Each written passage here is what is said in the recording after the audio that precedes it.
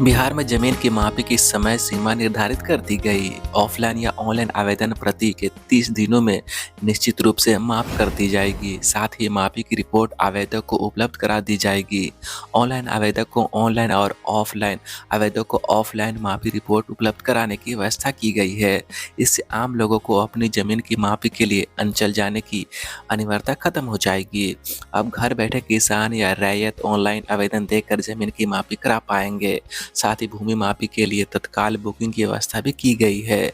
इसका शुल्क भी सामान्य मापी से अधिक रखा गया है। इस मापी के लिए अधिकतम 10 कार्य दिवस निर्धारित किया गया है। 20 मार्च को गजट प्रकाशन के साथ ही यह सुविधा पूरे राज्य में लागू हो गई है।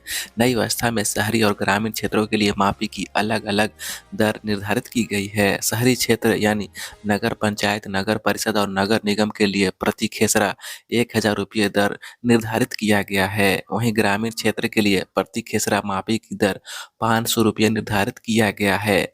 अब एक साथ 4 खेसरा की मापी कराई जा सकेगी। तमिलनाडु में बिहारियों के पीटे जाने के फर्जी वीडियो वायरल करने के मामले में बिहार पुलिस की आर्थिक अपराध इकाई ईओयू ने बुधवार को यूट्यूबर मनीष कश्यप से पूछताछ की। पूछताछ के दौरान मिली सूचना के आधार पर छापेमारी कर उनके सहयोगी नागेश कश्यप को भी गिरफ्तार कर लिया गया है। नागेश द्वारा फर्जी वीडियो बनाने के लेकर और उसे अपलोड करने को लेकर मनीष को मदद करने की बातें सामने आ रही है। सूत्रों की माने तो मनीष कश्यप ने पूछताछ के दौरान ईओयू को बरगलाने की भी कोशिश की है। ईओयू ने उनसे जानना चाहा कि फर्जी वीडियो को वायरल करने के और दो राज्यों के बीच अशांति फैलाने के पीछे क्या उद्देश्य था।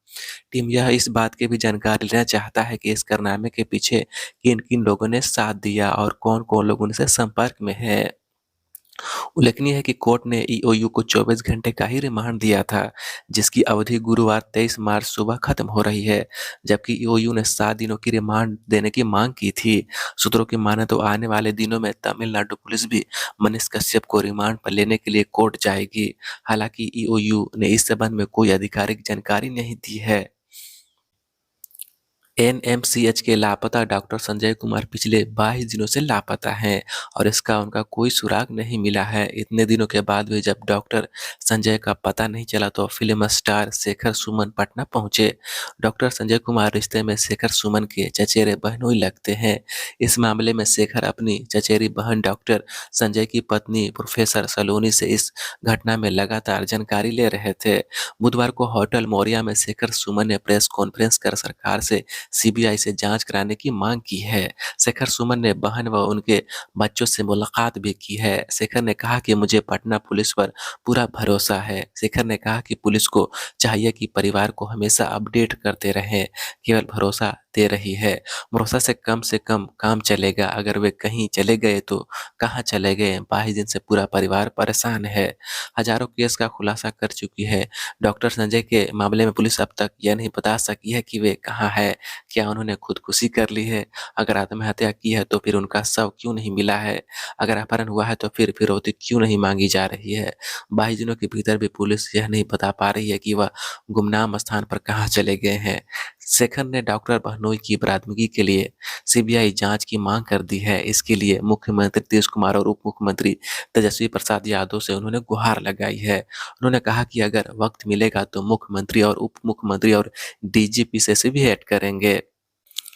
बिहार में उत्क्रमित उच्च विद्यालय में पढ़ा रहे 4050 अतिथि शिक्षकों को दूसरे लॉकडाउन की अवधि प्राथमिक का भुगतान किया जाएगा। इन अतिथि शिक्षकों को 22.75 करोड़ रुपए का भुगतान किया जाना है। शिक्षा विभाग ने करीब 1.5 साल बाद अब जाकर उनके प्राथमिक भुगतान के लिए राशि स्वीकृत की है। शिक्षा विभाग से मिली आधिकारिक जानकारी के मुताबिक 4000 से अधिक इन अतिथि शिक्षकों का कोविड-19 के दूसरे लॉकडाउन की अवधि 1 अप्रैल 2021 से 11 जुलाई 2021 तक का पारिश्रमिक का भुगतान किया जाना है। इस अवधि के पारिश्रमिक भुगतान के लिए शिक्षकों ने उच्च न्यायालय पटना में याचिका दाखिल की थी। इस संदर्भ में 12 जनवरी को एक न्यायाधीश पारित किया गया था, जिसमें भुगतान करने का आदेश दिया गया था।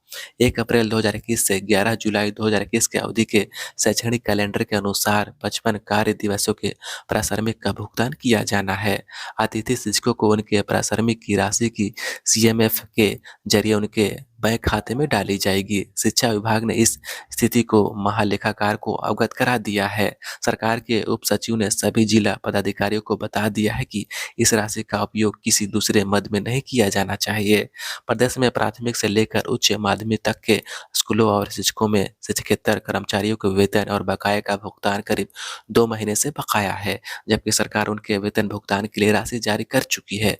शिक्षा विभाग ने इस मामले को संज्ञान में लिया है। इसे अनुशासन की हीनता मानते हुए विभागीय अफसरों को भी सभी क्षेत्रीय उप शिक्षा निदेशकों एवं जिला शिक्षा पदाधिकारियों को सख्त पत्र लिखा गया है। पत्र में संबंधित अफसरों पर सख्त अनुशासनात्मक कार्रवाई की बात कही गई है। सभी क्षेत्रीय उप शिक्षा निदेशकों से कहा गया है कि इस महीने के अंतिम सप्ताह में किसी दिन औचक निरीक्षण कर बकाया वेतन की मॉनिटरिंग किया जाएगा। राष्ट्रपति द्रौपदी मुर्मू ने आज राष्ट्रपति भवन में नागरिक अलंकरण समारोह में वर्ष 2023 के लिए पद्म पुरस्कार प्रदान किए। 106 पद्म पुरस्कारों में से 6 पद्म विभूषण, 9 पद्म भूषण और 91 पद्मश्री हैं। पुरस्कार पाने वालों में 19 महिलाएं हैं। बिहार की भी 3 विभूतियों का नाम पद्मश्री पुरस्कारों की सूची में शामिल है। शिक्षा और साहित्य के क्षेत्र में आनंद कुमार तथा कला के क्षेत्र में सुभद्रा देवी और कपिलदेव प्रसाद को पद्मश्री पुरस्कार दिए जाने की घोषणा की गई थी। जाने माने गणितज्ञ आनंद कुमार शिक्षण संस्थान सुपर 30 के संचालक हैं। वे गरीब छात्रों के लिए इंजीनियरिंग प्रवेश परीक्षा के लिए निःशुल्क कोचिंग चलाते हैं। आनंद कुमार पटना जिले के मसौढ़ी के रहने वाले हैं। वहीं सुभद्रा देवी को पेपर मैसी कला में महारत हासिल है। वे मधुबनी जिले के सलेमपुर की रहने वाली हैं। नालंदा जिले के 52 बीघा निवासी कपिलदेव प्रसाद को 52 बूटी कला के क्षेत्र में उल्लेखनीय योगदान के लिए जाना जाता है। प्रदेश में पिछले 24 घंटों के दौरान तेज आंधी के साथ बारिश दर्ज की गई है। मौसम विभाग से प्राप्त जानकारी के अनुसार राज्य के पूर्वोत्तर और दक्षिणी हिस्सों में ज्यादा बारिश हुई है। वहीं गया, नवादा और आसपास के क्षेत्रों में ओलावृष्टि भी दर्ज की गई है। सबसे अधिक 24.2 मिलीमीटर वर्षा सुपौल के मरौना में रिकॉर्ड की गई। वहीं भोजपुर, गया, बेगूसराय, कैमूर, गोपालगंज और अरवल जिले में भी 17 मिलीमीटर से लेकर 22 मिलीमीटर तक वर्षा हुई है। इधर मौसम विज्ञान केंद्र पटना की वैज्ञानिक नेहा कुमारी ने बताया कि अगले 24 घंटों के दौरान राज्य के उत्तरी भागों के 1-2 स्थानों पर हल्की से मध्यम बारिश की संभावना है। आज से हिंदू नववर्ष की शुरुआत हो गई है। प्रतिवर्ष चैत्र मास की शुक्ल पक्ष की प्रतिपदा तिथि से हिंदू नववर्ष की शुरुआत होती है। प्रधानमंत्री नरेंद्र मोदी ने नव संवत्सर के अवसर पर लोगों को बधाई दी है। एक ट्वीट संदेश में श्री मोदी ने आशा व्यक्त की कि नववर्ष विक्रम संवत 2080 देशवासियों के लिए नए अवसर लेकर आएगा और भारत विकास की नई ऊंचाइयों को छुएगा। शक्ति स्वरूपा देवी दुर्गा की आराधना का अनुष्ठान चैती नवरात्र आज से शुरू हो गया है। अनुष्ठान के पहले दिन आज मां दुर्गा के शैलपुत्री स्वरूप की पूजा अर्चना की जा रही है। हमारे संवाददाताओं ने बताया है कि प्रदेश भर में सुबह से ही मंदिरों और शक्तिपीठों में श्रद्धालुओं की भीड़ देखी जा रही है। श्रद्धालु अपने घरों में भी कलश स्थापना कर पूजा अर्चना कर रहे हैं। प्रधानमंत्री नरेंद्र मोदी, राज्यपाल राजेंद्र विश्वनाथ आर्लेकर और मुख्यमंत्री नीतीश कुमार ने लोगों को नवरात्र की शुभकामनाएं दी हैं। भागलपुर जिले के पॉक्सो कोर्ट के विशेष न्यायाधीश पन्ना लाल ने नाबालिग से दुष्कर्म के मामले में आरोपित मोहम्मद कुर्बान को 20 साल की सजा सुनाई है। साथ ही दोषी पर 1 लाख रुपए का अर्थदंड भी लगाया है। जहानाबाद में बाल सुधार गृह से आज 9 बाल कैदी फरार हो गए। फरार कैदियों में 6 वैशाली और एक अरवल तथा जहानाबाद का है। फरार बच्चों को बरामद करने के लिए पुलिस द्वारा तलाशी अभियान चलाया जा रहा है। मुंगेर जिले के मुफस्सिल थाना क्षेत्र अंतर्गत पुलिस ने एक पिकअप वैन से 8 कार्टून विदेशी शराब के साथ 3 तस्करों को गिरफ्तार किया है। पूर्वी चंपारण जिले के मोतिहारी में पुलिस द्वारा चलाए गए विशेष अभियान में विभिन्न थाना क्षेत्रों से 46 अपराधियों को गिरफ्तार किया गया है। आज ही के दिन बिहार को बंगाल से अलग किया गया था। इस दिन को बिहार दिवस के रूप में मनाया जाता है। इस बार इस दिवस की थीम युवा शक्ति बिहार की प्रगति है। इस अवसर पर राज्य में 70,000 से अधिक सरकारी और गैर सरकारी विद्यालयों में प्रभात फेरी निकाली गई। मुख्य समारोह पटना के गांधी मैदान में आयोजित किया गया है। मुख्यमंत्री नीतीश कुमार ने इस समारोह का उद्घाटन किया। इस मौके पर उप मुख्यमंत्री तेजस्वी प्रसाद यादव समेत अनेक गण्यमान्य लोग मौजूद थे। इस अवसर पर नेत्रहीन कलाकार डॉक्टर नवल किशोर शर्मा ने लोक संगीत प्रस्तुत किया। हमारे संवाददाता ने खबर दी है कि अपनी अमूल्य सांस्कृतिक धरोहर और ऐतिहासिक विरासत के कारण बिहार की पहचान एक ऐसे राज्य के रूप में रही जिसने हमेशा से देश को एक नई राह दिखाई।